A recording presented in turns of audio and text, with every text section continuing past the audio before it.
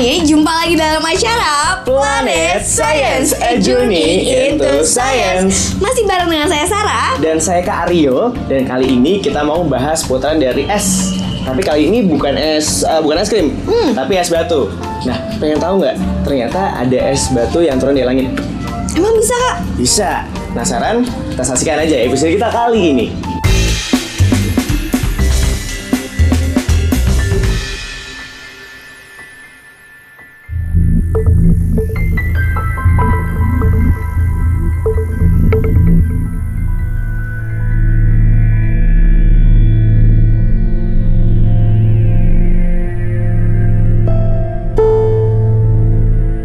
Hujan es sebenarnya sudah terjadi di abad ke-9, tepatnya di daerah Robkun Uttarakhand, India.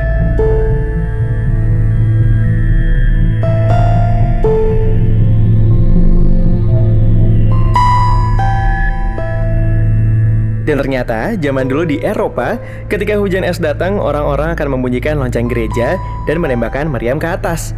Katanya, itu dilakukan untuk menghentikannya. Tapi jelas itu tidak berhasil.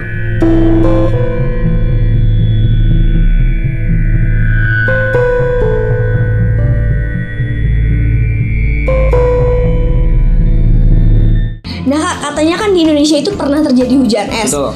Kok bisa sih Kak di negara tropis seperti kita ini terjadi yang namanya hujan es? Oh, jadi sebenarnya gini deh, hujan es itu nggak ada hubungannya sama salju ataupun musim salju. Hujan es itu adalah gejala alam yang bisa terjadi dimanapun juga. Terus, kenapa Kak hujan es itu bisa terjadi? Nah, sebelum kita masuk kepada hujan es, ada baiknya kita pelajari dulu jenis-jenis hujan.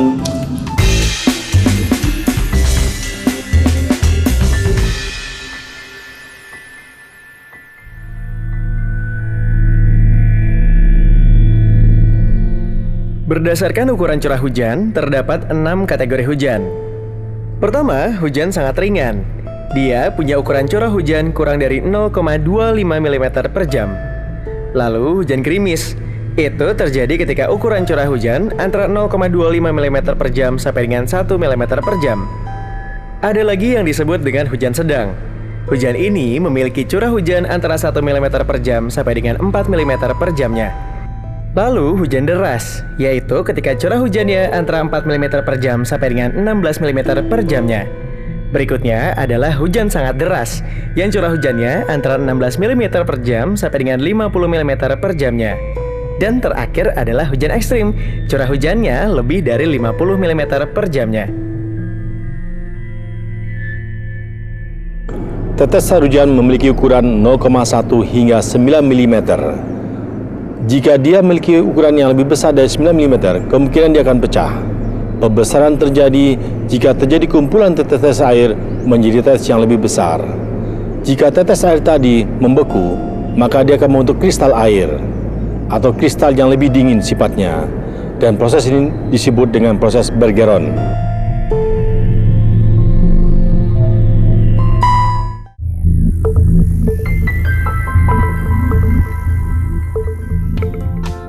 Itu tadi penjelasan sederhana tentang hujan. Nah, ada satu hal penting lagi yang kalian harus tahu. Hujan dan juga hujan es biasanya datang dari satu jenis awan. Namanya awan cumulonimbus. Awan cumulonimbus atau sering juga disingkat dengan CB adalah jenis awan dengan ketebalan vertikal yang besar. Terdiri atas campuran kristal es di bagian atas dan tetes air di bagian bawah. Dengan struktur seperti ini, maka awan CB bisa mengakibatkan timbulnya hujan deras atau shower, gerimis atau drizzle, terjadinya aliran udara ke atas atau upward, dan ke bawah alias downward. Lalu kilat atau lightning dan guruh atau thunder. Ini biasanya mengawali terbentuknya lapisan listrik positif dan negatif di dalam awan, yang biasa kita sebut dengan badai atau thunderstorm. Awan cumulonimbus ini mempunyai struktur bagian bawahnya terdiri dari titik tetes air, sedangkan bagian atasnya terdiri dari kristal es. Awan ini berbentuk bunga kol, berwarna hitam, gelap, atau kelam warnanya. Awan ini sebenarnya sangat tinggi sekali, tetapi juga bagian bawahnya sangat rendah, hanya beberapa ratus meter atau hanya beberapa puluh meter saja. Tetapi bagian atasnya yang menjulang tinggi sampai 17 km mempunyai suhu sangat rendah sekali, sekitar minus 10 derajat Celcius.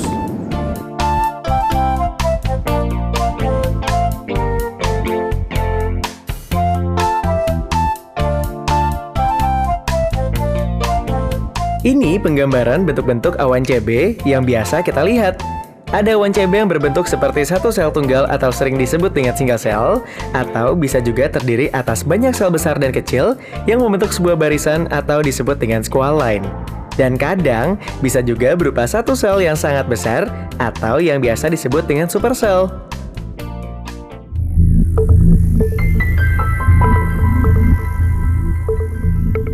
Awan cumulonimbus atau yang kita kenal dengan awan CB itu memiliki 3 fasa. Yang pertama adalah fasa tumbuh, fasa dewasa, dan fasa punah. Pada saat dia tumbuh, terjadi kenaikan massa udara yang hangat yang bergabung dengan massa udara yang dingin yang ada dalam awan.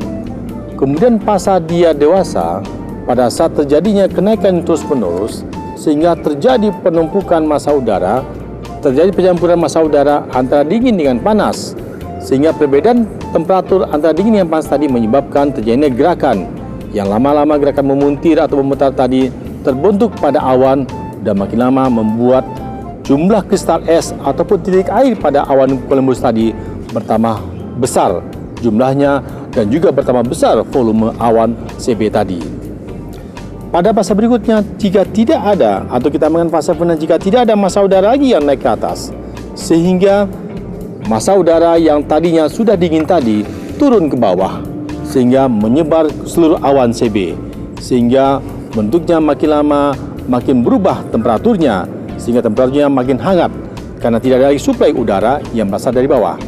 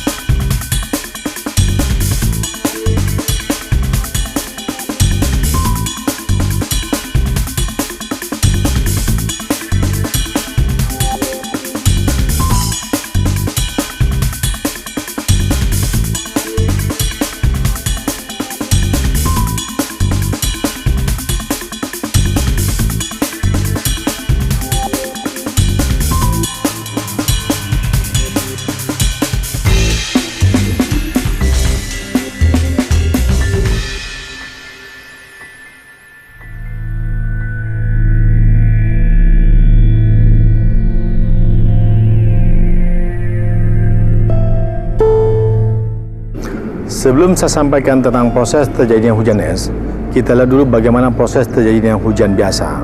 Hujan biasa terjadi karena titik-titik es yang ada di awan jatuh ke permukaan bumi menjadi titik-titik air hujan, sehingga kita namakan dengan hujan biasa. Sedangkan hujan es terjadi karena titik-titik es tadi yang jatuh ke permukaan bumi masih berbentuk titik es. Kenapa demikian? Karena proses yang terjadi di dalam awan tadi terjadi gumpalan-gumpalan es karena dia melewati titik beku.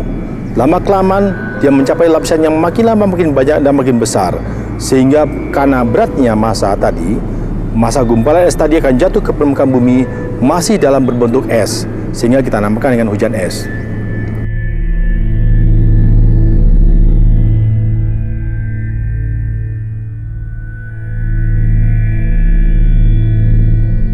Salju adalah kristal es yang turun ke permukaan bumi dalam ukuran yang sangat kecil.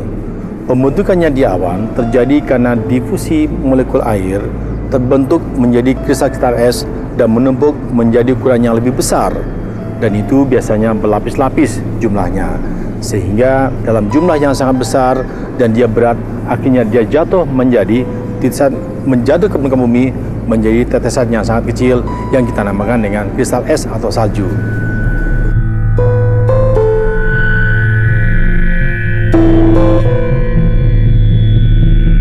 Nah itu dia deh proses terjadinya hujan es. Intinya ada dua prosesnya, pembekuan dan penyubliman. Dan keduanya itu bisa terjadi dimanapun juga. Jadi itu ya kak, penyebabnya kenapa hujan es bisa terjadi di mana aja. Betul, sekarang udah ngerti kan? Udah dong kak.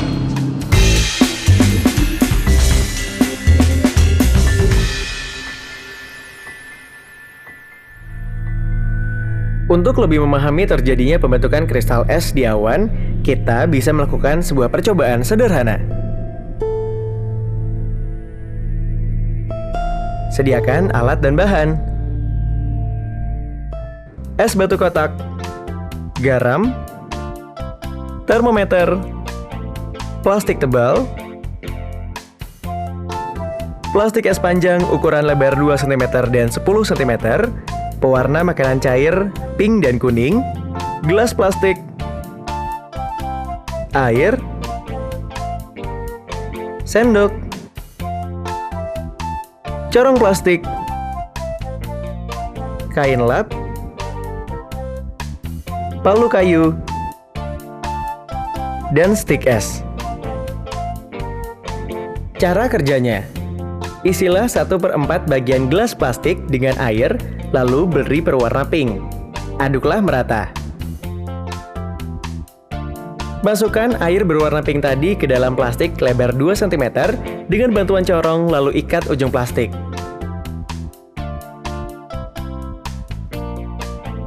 Isilah 1/3 bagian plastik tebal dengan es batu kotak, lalu ukurlah suhunya dengan termometer.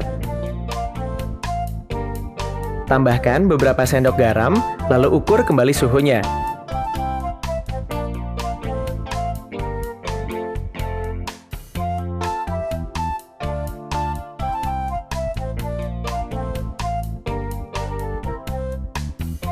Masukkan plastik yang berisi air berwarna pink ke dalam es batu yang telah diberi garam tadi. Lalu, kocok-kocokkan plastik hingga air berwarna merah tersebut membeku. Jangan keluarkan batu es berwarna pink tadi dari dalam plastik tebal. Isilah gelas plastik sampai penuh, lalu beri berwarna kuning. Masukkan air berwarna kuning ke dalam plastik lebar 10 cm. Keluarkan batu es berwarna pink tadi, lalu masukkan ke dalam air berwarna kuning. Ikatlah bagian ujung plastik.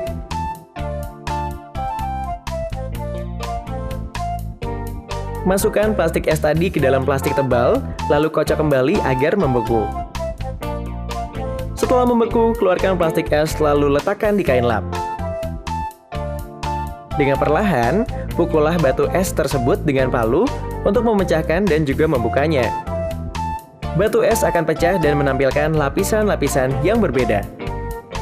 Dalam percobaan ini, kalian membuat sebuah batu es dengan menggunakan lapisan air yang membeku sama seperti pembentukan batu es di awan. Namun, di sini kalian menggunakan prinsip penurunan titik beku dengan menggunakan garam.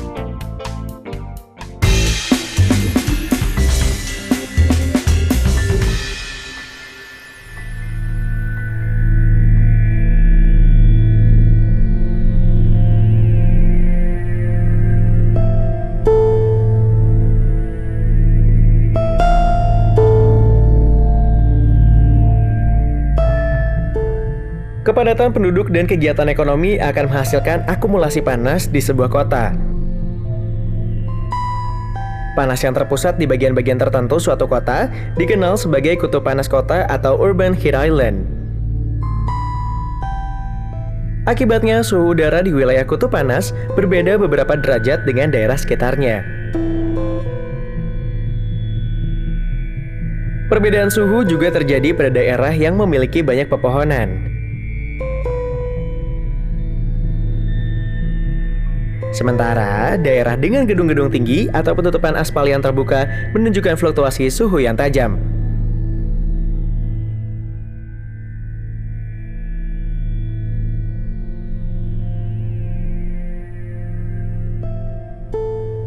Fenomena ini diyakini turut memicu pemanasan global selain dari aktivitas industri.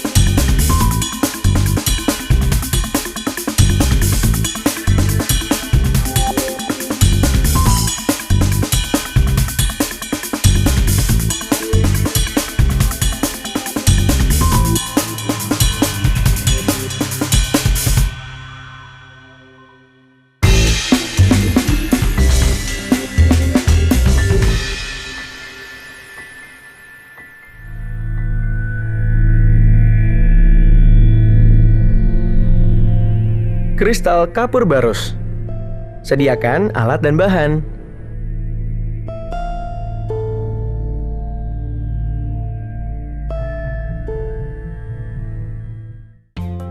Kapur barus 4 keping, gelas kimia 250 ml, Erlenmeyer 250 ml, kaki 3, kawat kasa, pembakar spiritus,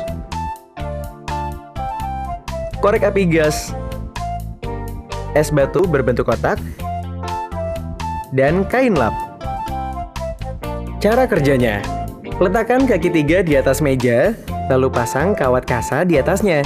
Kemudian letakkan pembakar spiritus di tengah kaki 3. Masukkan es batu ke dalam Erlenmeyer.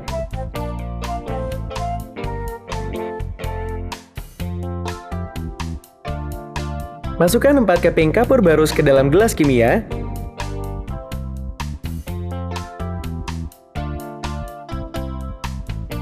Letakkan gelas kimia yang sudah diisi kapur barus di tengah kawat kasa. Lalu pasangkan Erlenmeyer di atasnya sehingga menutupi mulut gelas kimia. Nyalakan pembakar spiritus dengan korek api. Atur sedemikian rupa agar posisinya tidak bergeser. Amati apa yang terjadi dengan kapur barus dan es batu beberapa saat kemudian.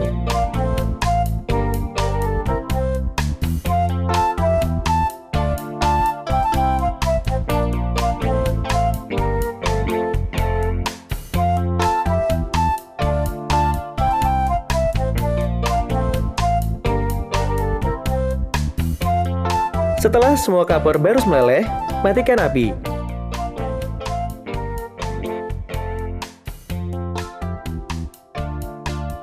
Lalu ambil Erlenmeyer dengan bantuan lap tangan. Amati apa yang kalian temukan pada bagian bawah Erlenmeyer atau pada bagian atas mulut gelas kimia.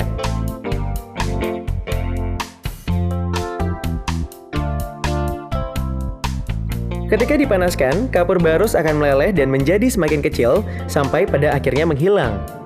Kapur barus harus berubah dari bentuk padat menjadi cair, lalu menjadi uap yang tidak terlihat. Uap kapur barus tadi akan didinginkan oleh es batu dan akan kembali menjadi padat lagi dalam bentuk kristal. Kristal ini akan kalian temukan pada bagian bawah Erlenmeyer atau pada bagian atas mulut gelas kimia.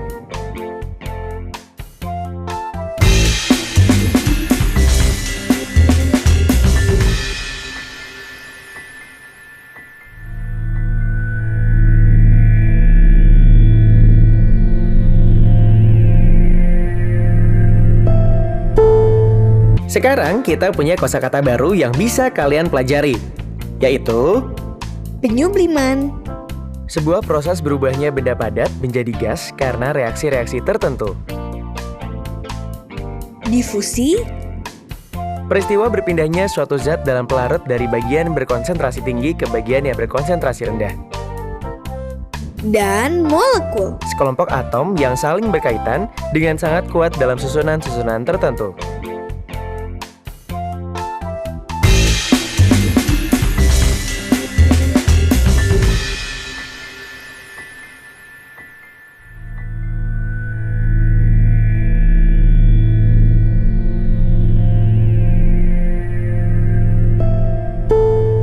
Hujan es ditandai dengan kondisi cuaca yang sangat panas atau lebih panas dengan kelembapan yang tinggi.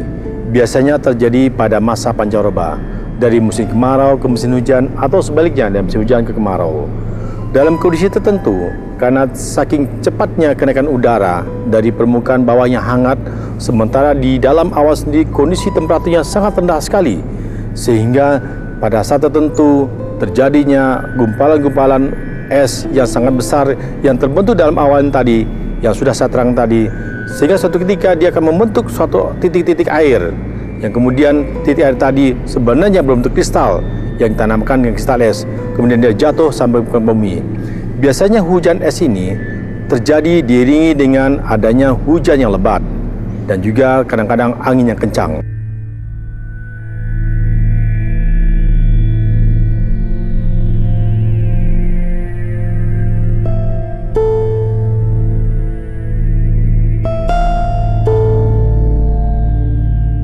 Mencegah hujan es bisa, tetapi tentunya jangka panjang. Kenapa demikian?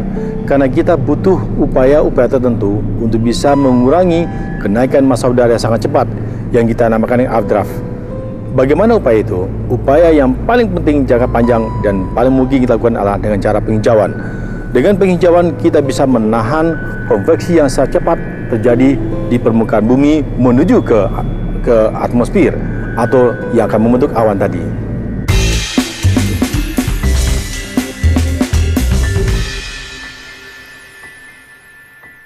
Nah, gimana deh? Sekarang udah ngerti kan tentang hujan esnya? Udah dong Kak, Sarah juga baru tahu bahwa ternyata hujan es itu bisa terjadi di negara tropis seperti kita. Gak cuma di negara yang punya 4 musim. Oke, sekarang coba kakak tes ya. Tahu nggak satu aja proses penyebab terjadinya hujan es? Tahu kok dong Kak. Apa? Salah satunya adalah penyubliman, yaitu perubahan benda padat menjadi gas. Coba lagi. Tahu nggak gimana cara cepat untuk mencegah turunnya hujan es? Sebenarnya nggak ada cara cepatnya sih Kak, tapi ada dengan cara waktu jangka panjang, yaitu dengan penghijauan. Itu bisa mencegah terjadinya hujan es. Oke, udah pintar dia. Nah, sekian dulu materi kita tentang hujan es kita kali ini. Selamat bereksperimen dan sampai jumpa lagi dalam acara Planet Science, a Journey into Science. Dadah!